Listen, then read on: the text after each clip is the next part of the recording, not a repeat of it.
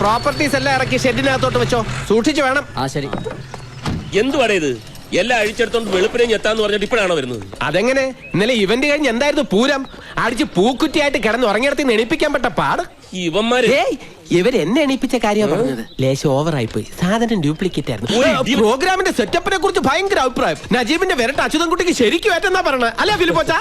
ഏറ്റില്ലെങ്കിൽ പിന്നെ അച്ചുവേട്ടനാ മേലക്കാരെ പറഞ്ഞിടുമെന്ന് തോന്നുന്നുണ്ടോ? കറക്റ്റ്. നാളെ തന്നെ അച്യുതൻകുട്ടിയുടെ ഓഫീസ് പൂട്ടിച്ച് ആ PM മീശ പഠിപ്പിച്ച് പൊട്ടും കുത്തിച്ച് നാട്ടുകാരുടെ മുന്നിൽ കൂടെ നടക്കൂല. നടത്തിക്കും.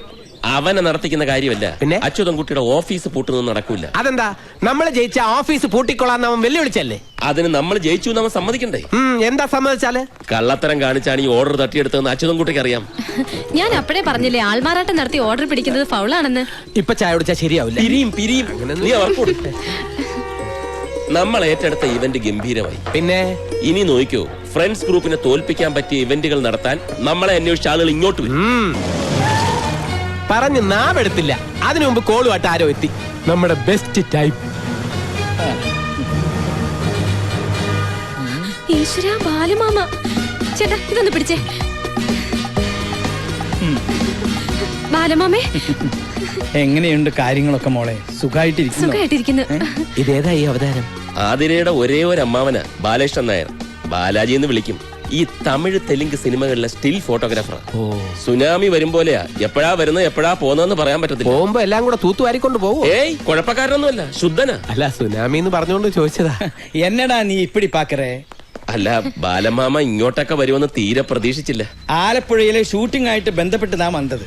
ഒരു തമിഴ് പടം ഡയറക്ടറും പ്രൊഡ്യൂസറും ഒക്കെ മറ്റന്നാ വരും. ഞാൻ നേരത്തെ ഇങ്ങോട്ട് വന്നു. എല്ലാവരെയും ഒന്ന് കണ്ട് കാര്യങ്ങളൊക്കെ പറഞ്ഞ് മുടിച്ചിട്ട് പോകാന്ന് നിனைച്ചു. മുടിച്ചിട്ട് പോവാനാ? മുടിച്ചിട്ടെന്ന് പറഞ്ഞ തീർത്തു എന്നർത്ഥം. ഞാൻ വിചാരിച്ചു മുടിച്ച്. നീ എന്തിനാ അങ്ങനെ വിചാരിക്കണേ? ഇവൻ ഏതാ? ഞാൻ നജീബിന്റെ ഫ്രണ്ടാ. ഫ്രണ്ടിക്കാരാണ്ട് കുറച്ച് ബാക്കിലേക്ക് മാറിക്കടാ. ഈ ഗേറ്റിന്റെ മുമ്പിൽ കൂടെ വേണല്ലോ കളരിക്കിലേക്ക് പോകാൻ. അപ്പൊ ഇവിടെ കേറി നിങ്ങളെ ഒന്ന് കണ്ടിട്ട് പോകാമെന്ന് വിചാരിച്ചു. ഞാൻ വിചാരിച്ചു ഞങ്ങളോടൊക്കെ ദേഷ്യമായിരിക്കും. എതുക്കടി? അല്ല, ഇവിടെ നടന്ന പ്രശ്നങ്ങളൊക്കെ അറിയുമ്പോ ഒക്കെ അറിഞ്ഞിട്ട് തന്നെ ഞാൻ വന്നത്. ഏത് ആണിന് ഏത് പെണ്ണാന്ന് തീരുമാനിക്കുന്നത് നമ്മളല്ല, ഈശ്വരനാ. അത് തന്നെയാണ് ഞാനും പറയുന്നത് അമ്മാവ. കൈയെടുക്ക്. നീ കെട്ടിയതാ? അല്ല. എന്തേ? ഈശ്വരൻ ഒരുപാട് കഷ്ടപ്പെട്ടു. മനസ്സിലായില്ല. നീ വളരെ ചീപ്പായിട്ടുള്ള സാധനമാണല്ലോ കഴിച്ചില്ല. ഇതൊക്കെ ഗവൺമെന്റ് നിർത്തിന്ന് പറഞ്ഞിട്ട് ഇനി അയ്യേ വന്നേ. വാറ്റപ്പ് ഇവിടെ കിട്ടൂല്ലേ? നീ എവിടേക്കാ ഈ പായണേ? നിക്ക്, ഞാനൊന്ന് ചോദിക്കട്ടെ.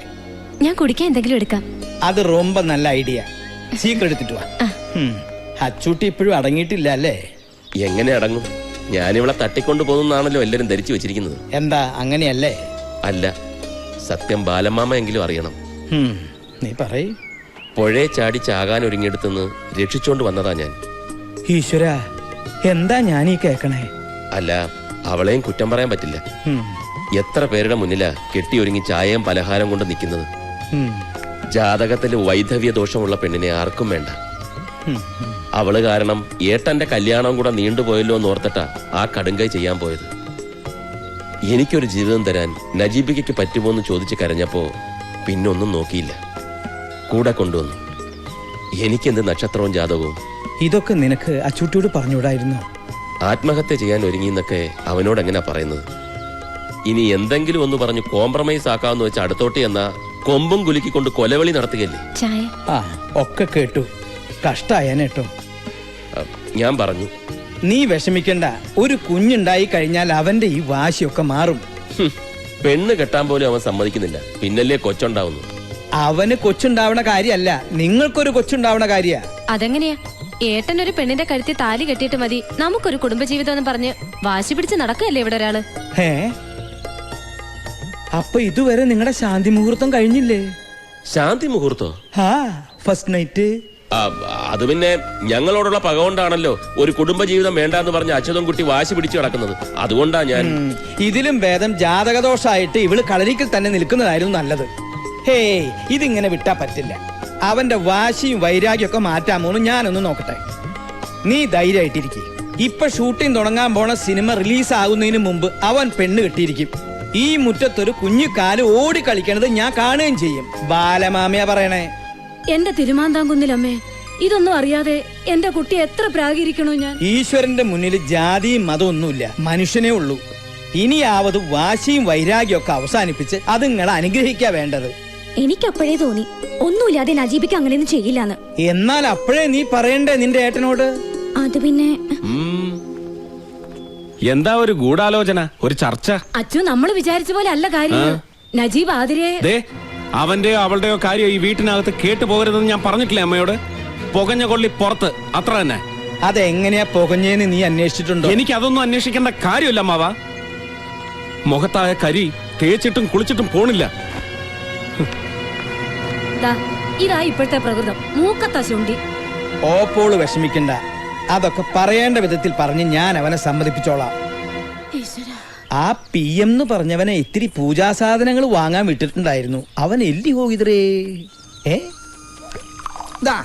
നിന്റെ മിക്സിംഗ് കറക്റ്റ് ആണോ നോക്കിയേ? അപ്പൊ നീ എന്റെ മിക്സി പഠിച്ചു അല്ലേ? എന്ത് കാര്യം ഒറ്റത്തവണ കണ്ടാ മതി ഈ PM-ന്. നീ റൊമ്പ ഗട്ടിക്കാരൻ. ഞാൻ കെട്ടിട്ടൊന്നുമില്ല. എടാ, ഗട്ടിക്കാരൻ എന്ന് പറഞ്ഞ സാമർത്ഥ്യക്കാരൻ അർത്ഥം. ഓ, ആ കെട്ടിക്കാരൻ. അപ്പൊ നമ്മ പറഞ്ഞു നിർത്തിയതെങ്കേ നാഗർകോവിൽ തെലുങ്ക് പടത്തിന്റെ ഷൂട്ടിംഗ്. ആ, കോവിൽ ഏതോ കല്യാണം കാണുന്ന ഹീറോയും ഹീറോയിനും. കറക്റ്റ്. കറക്റ്റ്. ഹീറോയും ഹീറോയിനും റെഡി. അവര് കാണുന്ന കല്യാണത്തിനുള്ള പെണ്ണും റെഡി. പക്ഷെ ചെറുക്കനായിട്ട് അഭിനയിക്കാൻ കൊണ്ടുവന്നവനെ ഡയറക്ടർക്ക് ഇഷ്ടപ്പെട്ടില്ല. ഡയറക്ടർ കോദാണ്ഡരാമ റെഡ്ഡി എന്നെ നോക്കി ഒന്ന് പുഞ്ചിരിച്ചു. ബാലാജി, നീ കല്യാണ ചെറുക്കനായിട്ട് അഭിനയിക്കുന്ന ഒരു ഓർഡർ.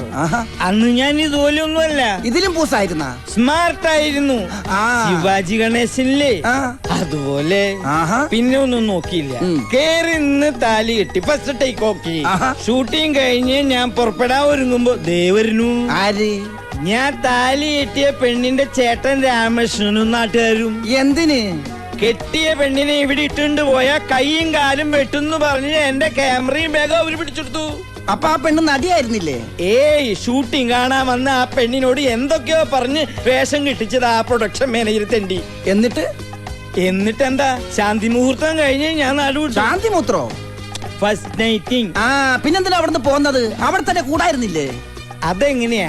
അന്ന് എനിക്ക് നാട്ടിലൊരു ഭയങ്കര പ്രേമുണ്ടായിരുന്നു. എന്നിട്ട് അവരെന്ത് കെട്ടാഞ്ഞത്?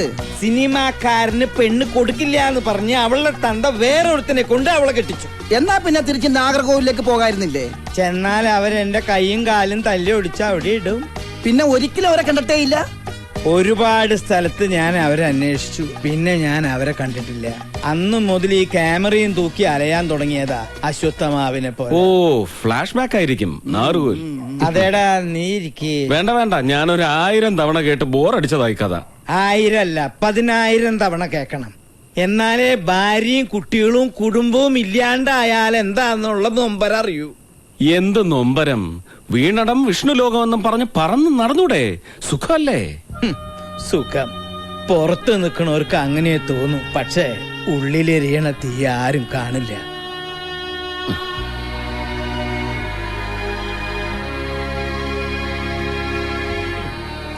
അതുകൊണ്ടാ പറയണേ, ഈ ബാലമാമയുടെ ഗതി നിനക്കുണ്ടാവരുത്.